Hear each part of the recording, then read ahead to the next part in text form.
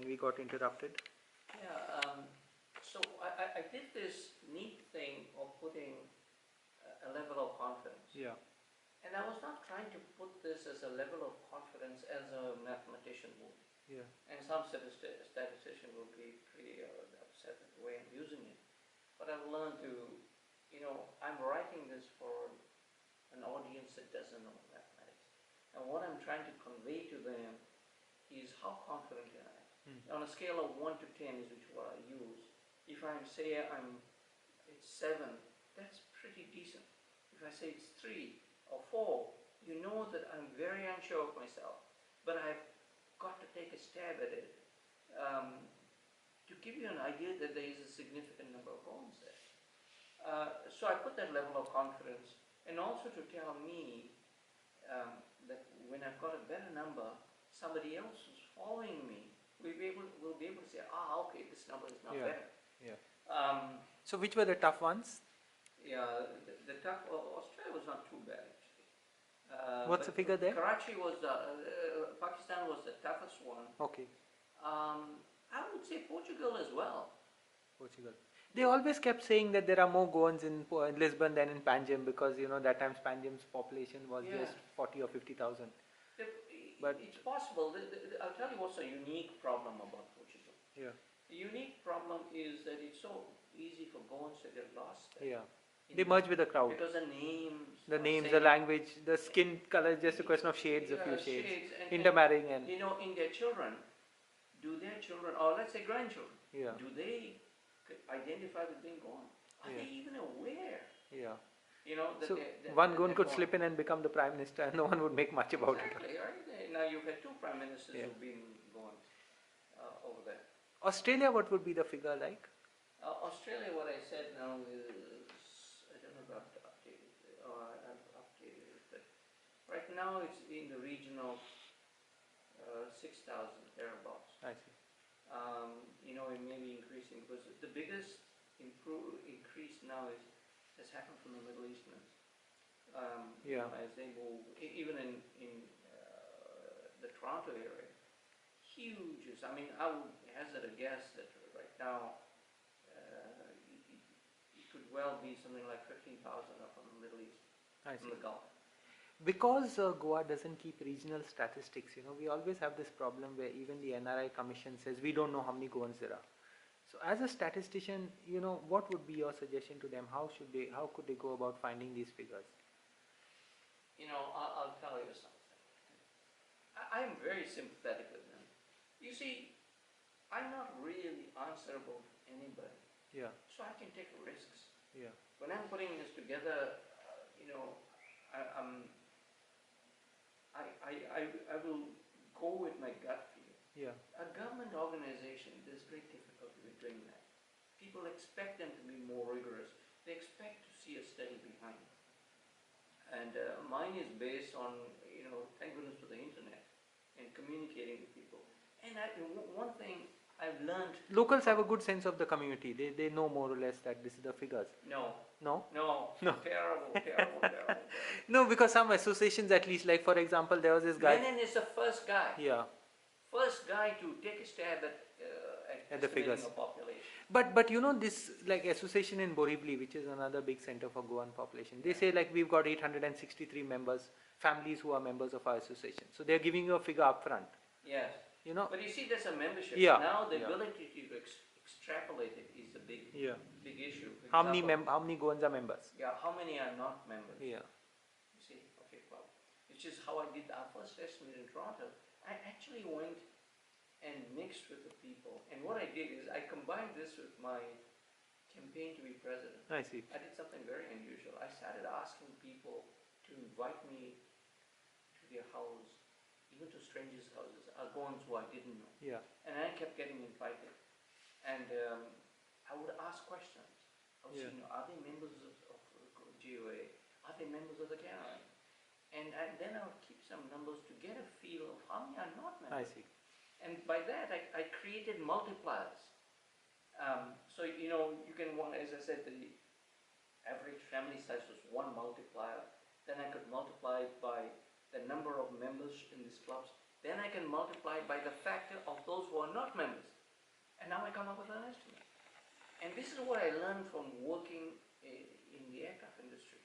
You know, that you've got to create multiple statistics, and which you can use to confirm each other, to collaborate or corroborate. multiply against each other. I wonder if I could find an example. Okay, for example, if you got aircraft and you don't have the whole fleet, you can estimate the reliability of each fleet, and then you say, how many fleets do we have like these?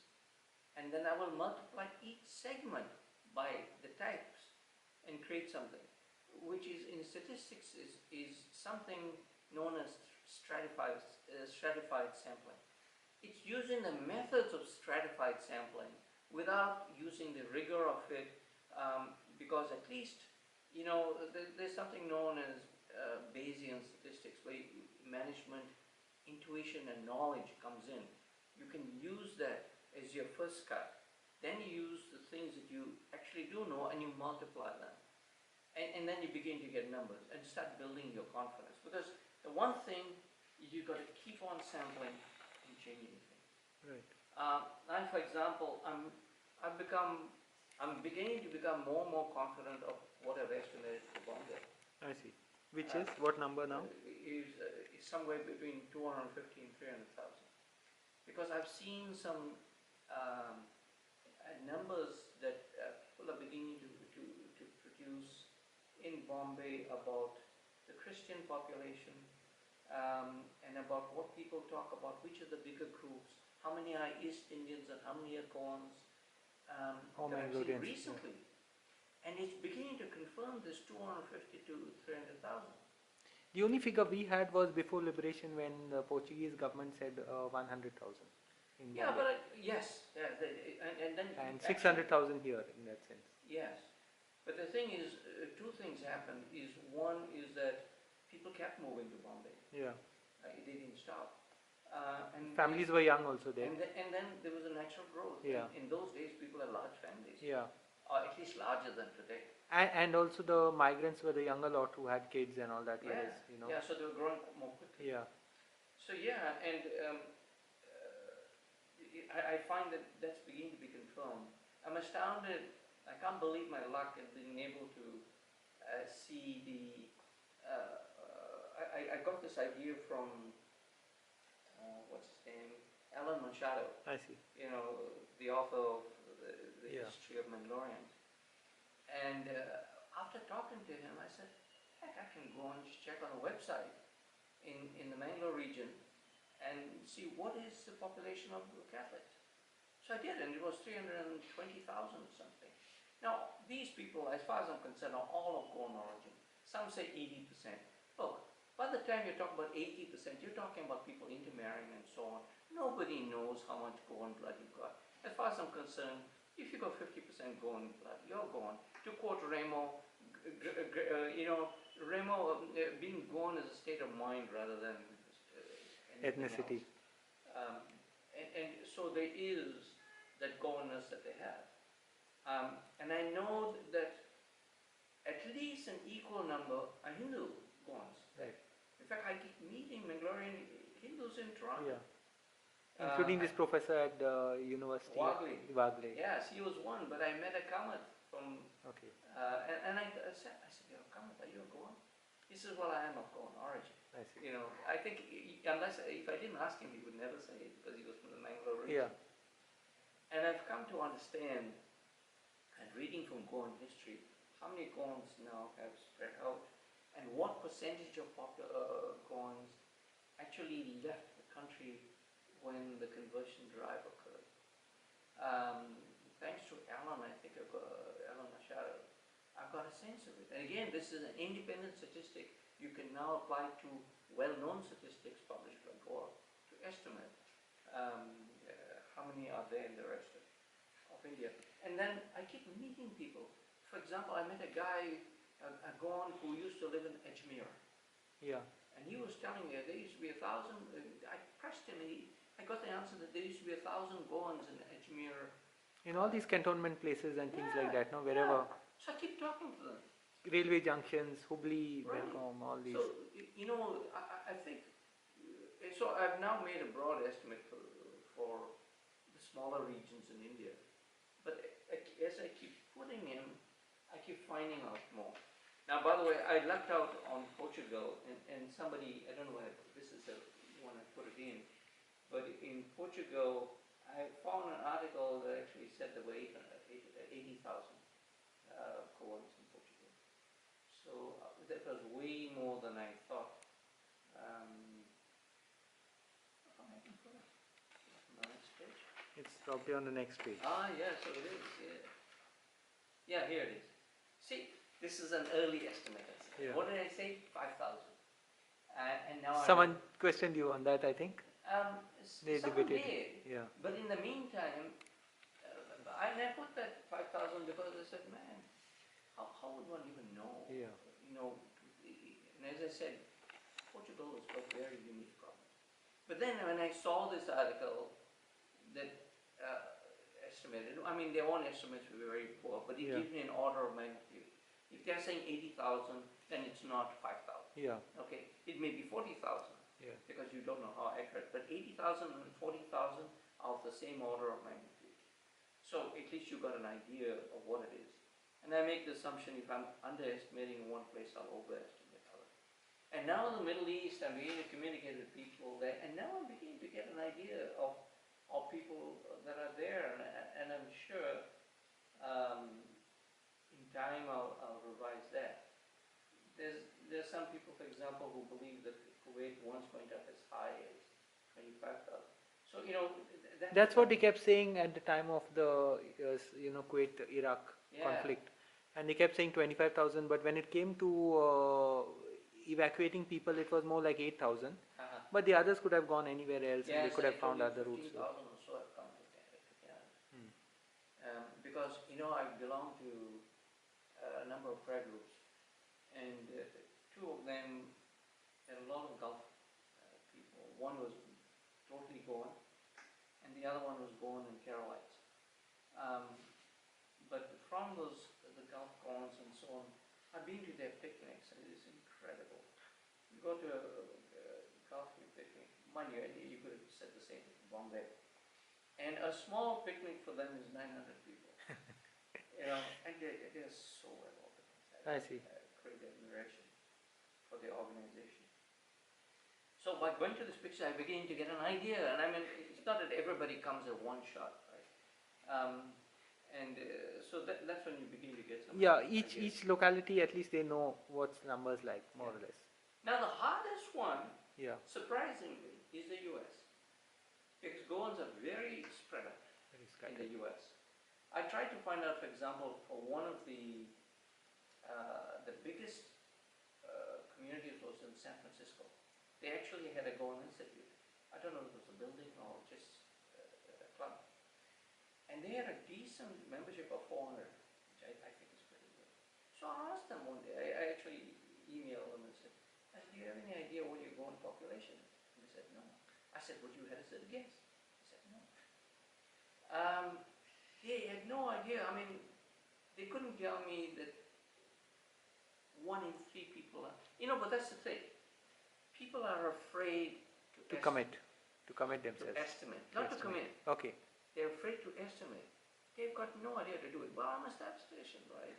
I know how to do these numbers. I know how to do a gut feel number, and get a good ballpark feel, because I'm required to in my business. So I took that knowledge I gained in Bombardier, and I started applying to these Goan statistics to say, okay, this is how I'm going to estimate it, and keep on finding and keeping in touch with people. But as I said, they're too spread out in the U.S. So I have an idea up my sleeve. I'm going to do a census of North America. But before I do it, I want to get somebody who's a researcher student at Goan, and actually get the person to get some funding and so on. And work with them to get a method of how to do it. I won't give away the game because I've got some ideas, but I want to discuss it with people to say what are, half-assed ideas and what are genuinely good, and then get some input from other people, from a few people, just a few. One thing I left out of the London School of Economics, I did a course on demography, which is about population. So at that time it was just a little extra, but it gave me such good ideas. I love that.